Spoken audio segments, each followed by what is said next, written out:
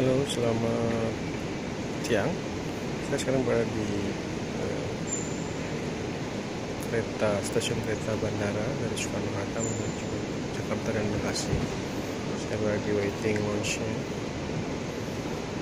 Ini adalah kereta api bandara pertama yang menghubungkan antara Bandara Soekarno-Hatta dengan kota Jakarta, Bekasi. Harga tiketnya sekitar 70 dan 100.000, yang ke Jakarta 70.000, yang ke Bekasi 100.000. Dan perjalanan hanya sekitar, kalau ke Jakarta hanya 45 menit dan ke Bekasi itu sekitar 1 jam. Dan ini launch-nya cukup bagus, presentatif. So